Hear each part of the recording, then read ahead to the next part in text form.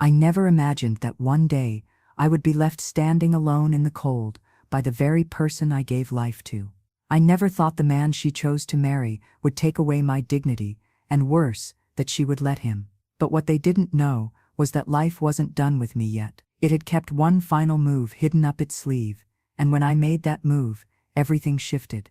My name is Margaret. I'm 58 years old, and this is not just my story, it's the moment everything changed. For most of my life, I believed in one thing without question: unconditional love, especially when it came to family. I dedicated every breath, every bit of energy to my husband and our daughter Amanda.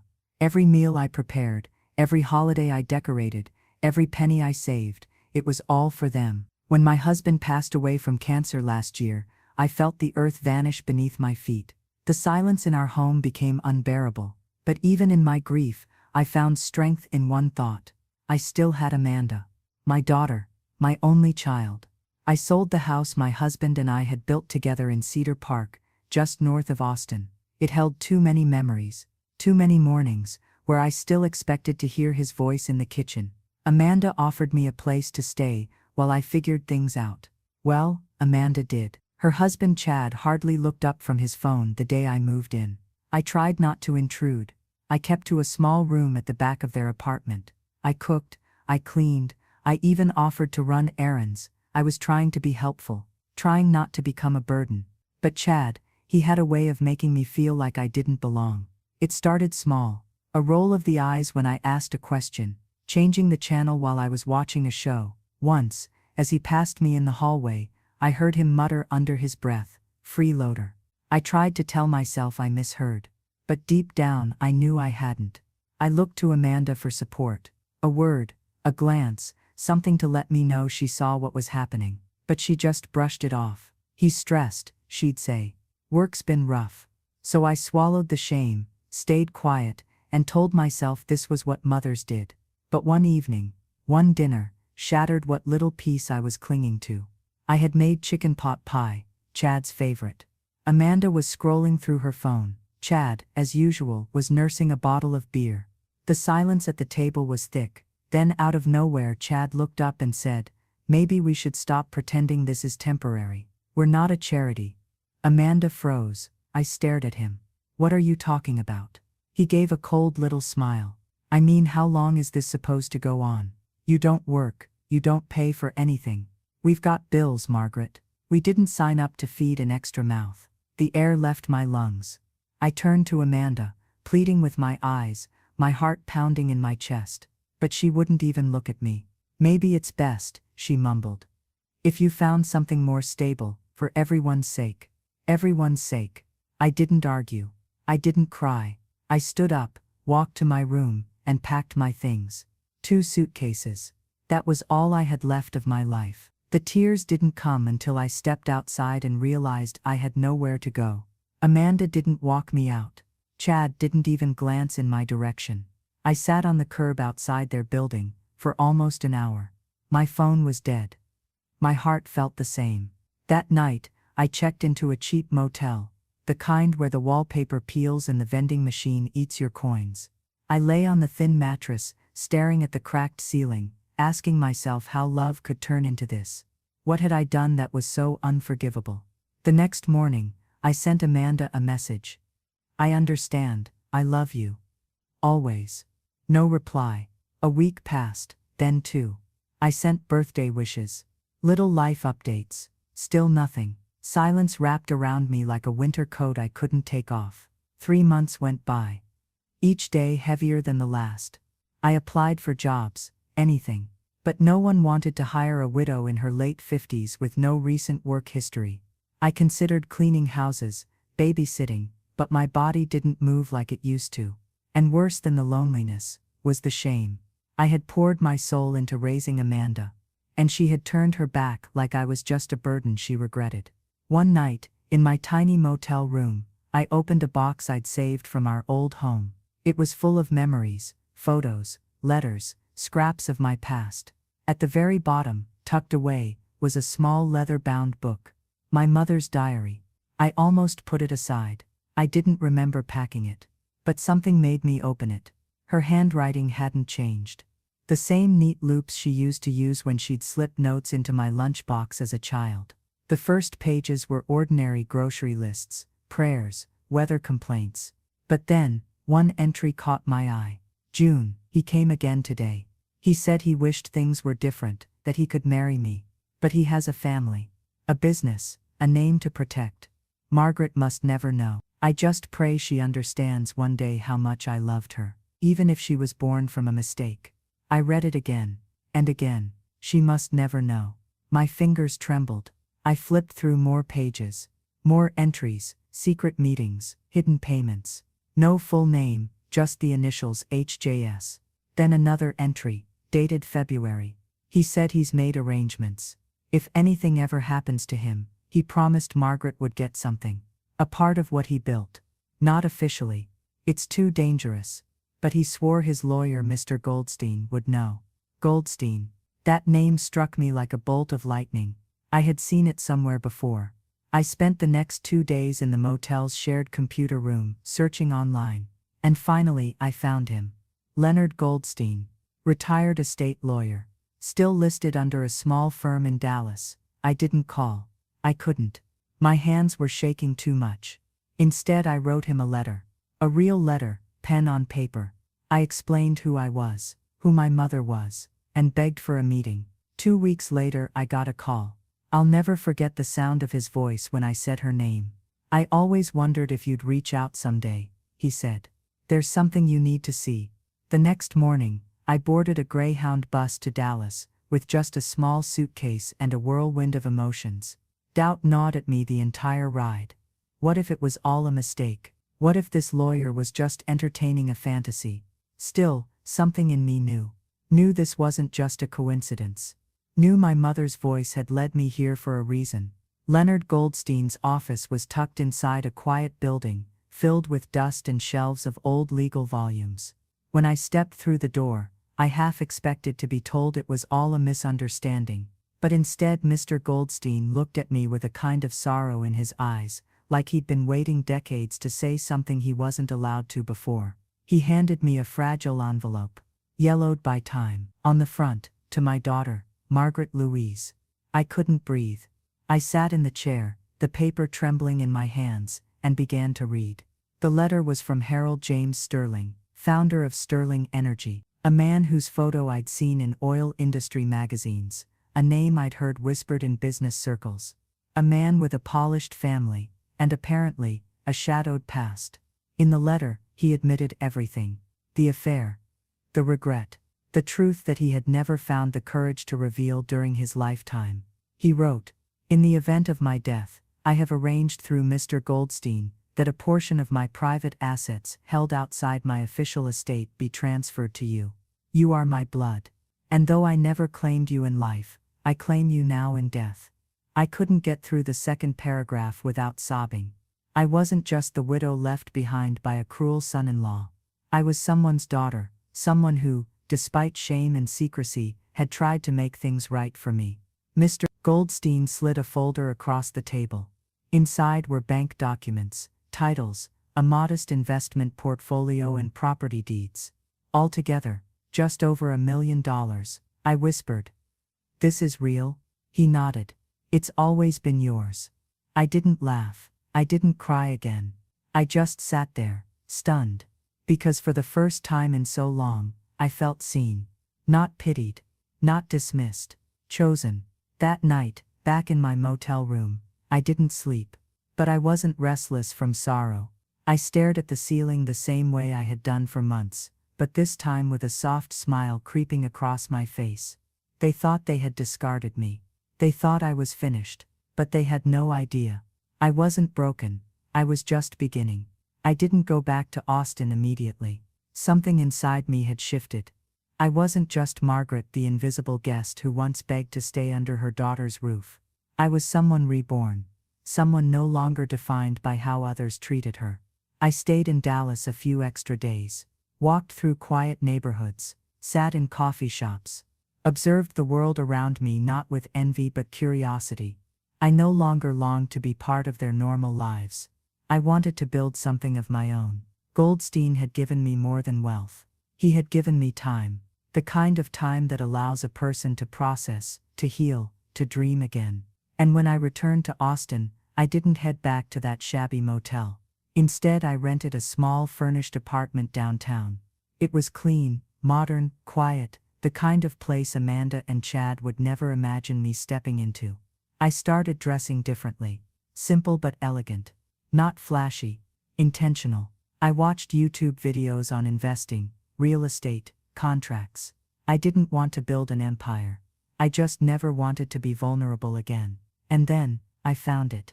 It was a listing buried on a small real estate auction site. A low-profile apartment complex in East Austin. A little worn, yes, but solid. The bones of the building were good. The location, the very same complex where Amanda and Chad lived. My heart nearly leapt out of my chest. It was listed as distressed. The owner had defaulted on taxes. Auction date, 2 weeks away. I didn't hesitate. With Mr. Goldstein's help, I formed an anonymous LLC, ML Holdings. Margaret Louise. My name, my legacy. The auction came and went. I placed the winning bid, quietly, legally, without making a sound. Just like that, I owned the building. The same building where I had once been kicked out like a stray, where my daughter and her husband had reduced me to a nuisance, where I had stood on the curb, heartbroken, with 2 suitcases and no place to go. I remember the moment the deed was signed. I whispered to myself, let's see how Chad likes paying rent to the woman he couldn't feed. 1 month later, new lease notifications were mailed out. All tenants received a notice of updates, reassessments, maintenance upgrades, and policy reviews. Amanda and Chad, their rent tripled, not doubled, tripled. Market value, plus back fees, all legal, all justified. I didn't need to be there to feel Chad's fury. I could feel it like a heat wave across the city. It wasn't about the money, it was about power. Chad needed to feel superior, and now he was beneath me in every way that counted. Amanda tried to call me 2 days after the letter arrived. Her voicemail was shaky. Mom, I don't know if you heard, but something's going on. Our rent just tripled. Chad's losing it. I just wanted to talk. I let it go to voicemail. This wasn't revenge. It was balance. And balance takes silence. I drove past the complex one night, just to see. Their lights were on. I saw Amanda pacing near the window. Chad's shadow yelled something and slammed a door. I sat in my car for a moment, watching, a strange mix of feelings swirling inside me, vindication, grief, triumph, ache. Even with all this, a part of me still missed my daughter. Not the woman who stood by while I was thrown out, but the little girl who once begged me to stay and read her one more story at bedtime. But I knew better now. I wasn't going back, not yet, so I drove away, and let silence do the rest. 3 weeks passed after the rent hike. No more voicemails. Just occasional texts from Amanda. Simple, hesitant. Hey, can we talk? I really need you, please. I didn't reply, not because I was cruel, but because she needed to sit with the emptiness she helped create. Every time doubt crept in, I opened my mother's diary. She must never know. But I loved her, even if she came from shame and longing. Those words became my armor. I was no longer the woman begging to stay under her child's roof. I was the woman who now owned it. My next move was simple, quiet. I began making improvements to the property, not for Amanda and Chad, for the other tenants, people who had done nothing wrong. I updated broken locks, repaired hallway lights, installed security cameras, changed the signage, cleaned up the landscaping, all under ML Holdings. Chad, of course, noticed none of it. He was too busy stewing over the rent, too consumed by his own ego. Then came the annual inspection notice. Standard, routine, legal. But to Chad, it was war. He fired off a furious message through the tenant portal, full of empty threats and indignant demands. Reading it made me smile. He was unraveling, and I hadn't even raised my voice. Meanwhile, I was becoming someone I barely recognized. Stronger, sharper. I wore my hair differently, bought better clothes, started attending real estate seminars under a pseudonym. I built contacts, learned how to negotiate, how to structure deals, how to protect my assets. No one asked about my past. They saw what I wanted them to see: a woman with sharp eyes, steady hands, and cash on hand. The best disguise is the truth you never tell. One morning, after a quiet tenant meeting, I passed Amanda and Chad in the parking lot. I had sunglasses on, hair pinned back, documents in hand. Amanda glanced at me. Chad didn't even recognize me. That night, I sat on my couch, sipping tea, thinking about what it felt like to walk right past your own child and feel nothing but strength. They couldn't see me now, because they didn't know who I had become. The calls from Amanda continued, soft, careful. "Hi, Mom. Just wondering if maybe you had time to talk." I never answered, because this wasn't about talking. This was about understanding, and Amanda hadn't reached that place yet. A few weeks later, my building manager sent me a report, photos included. Chad and Amanda's unit was deteriorating. Cracked tiles in the kitchen, mildew in the bathroom, unopened mail stacked by the door. They were slipping, living lean, barely managing. Word around the building was Chad had taken on extra hours. Amanda had been seen crying on the back steps. I didn't feel joy. I felt clarity. This wasn't punishment. This was consequence. And for once I wasn't the one drowning. My new apartment was only a few blocks away. Higher floor, safer building.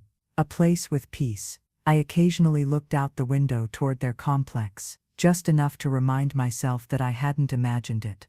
The betrayal. The abandonment. The way Amanda stood silent beside a man who pushed her mother into the cold. I wasn't stalking. I was remembering. One evening, as the sun dipped behind the trees, my building's intercom buzzed. "Hi, this is Amanda Harmon. I was wondering if Margaret, my mom, lives here." My heart stopped. I didn't answer right away. I just stared at the monitor, frozen. Then finally, I pressed the door release. 10 minutes later there was a knock. I opened the door slowly, and there she stood. Amanda. A shadow of the girl I once knew. Her makeup smudged, wrinkles in her blouse. She looked like she hadn't slept in days. We stared at each other for a long time. She exhaled, voice barely a whisper. "Hi, Mom." I stepped aside. She walked in cautiously, like she wasn't sure if she belonged. I didn't ask why she came. I didn't ask what she wanted. I just poured 2 cups of tea. We sat across from each other. Silence. Then finally, she spoke. I don't even know where to start. I stayed quiet. "Chad, he's not easy," she said, eyes downcast. "He's angry all the time, blames the rent, blames me, blames the dog next door. For God's sake." Still, I said nothing. She bit her lip. "I thought I was doing the right thing when we asked you to leave." Asked as if I had a choice. "I just didn't want a fight," she added. "Chad said you'd never leave unless we made it clear." She paused. I hate myself for agreeing. I took a sip of tea. She whispered, "I miss you. I really do, but I don't know how to fix it."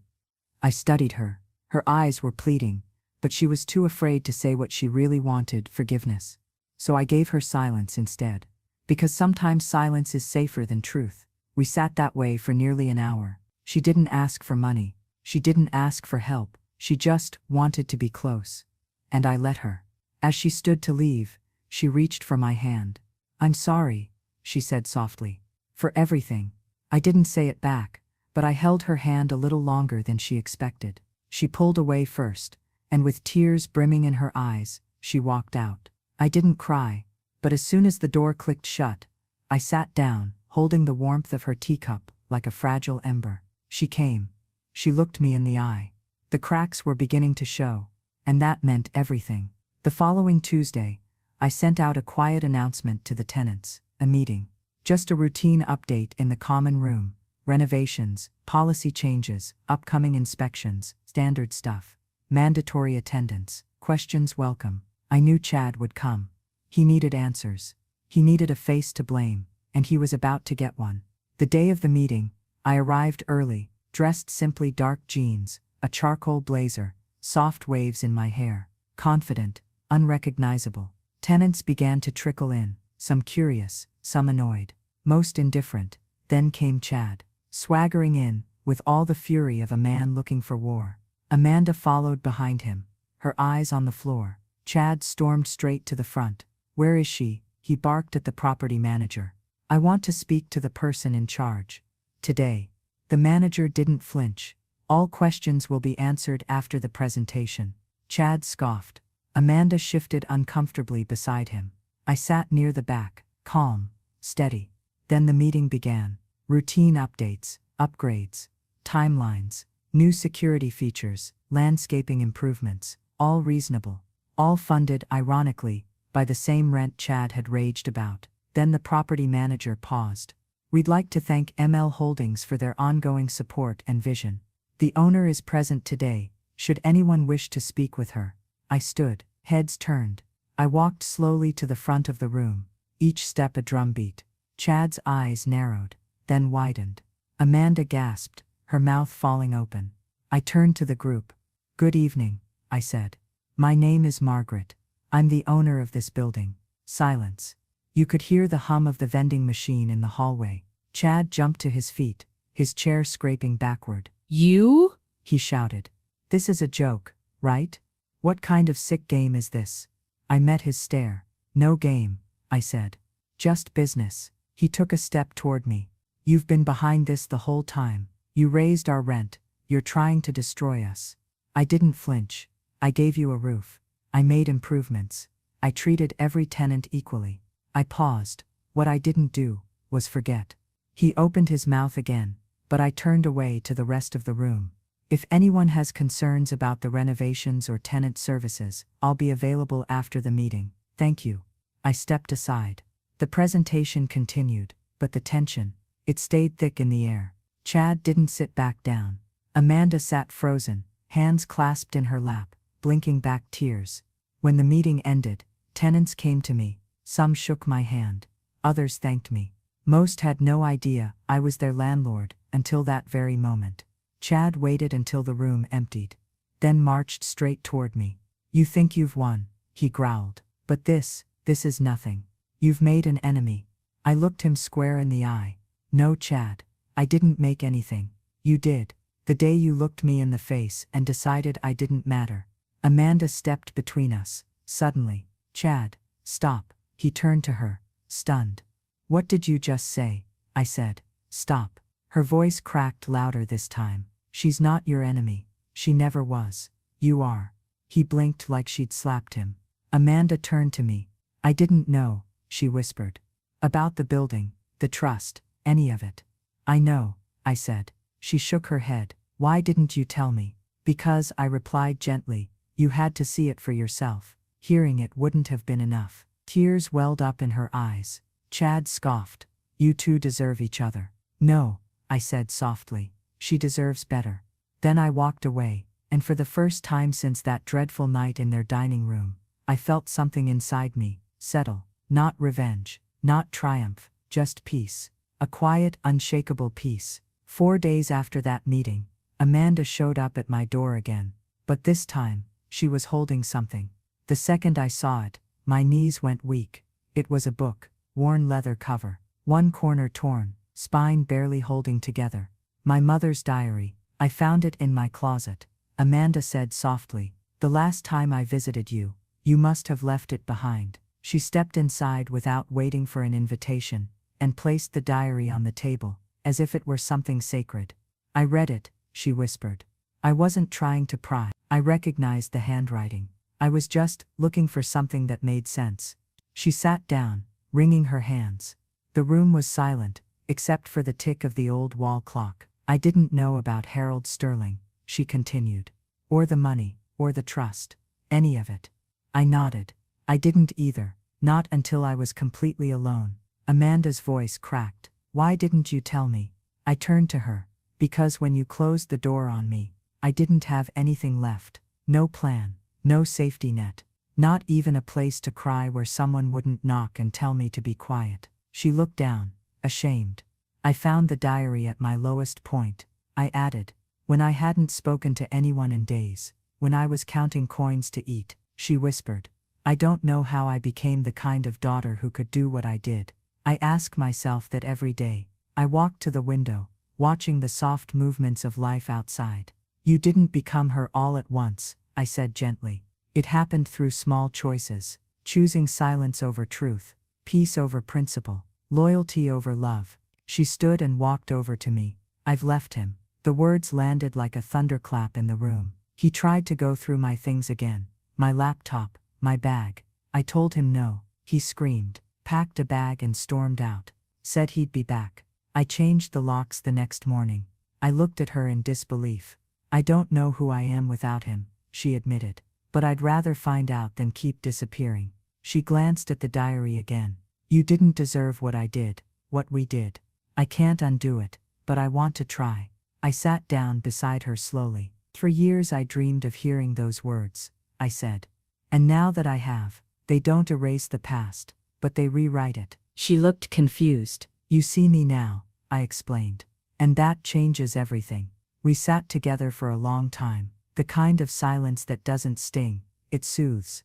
Before she left that night, she paused at the door. You didn't raise me to be weak, she said. I smiled softly. No, I replied. You just stopped looking.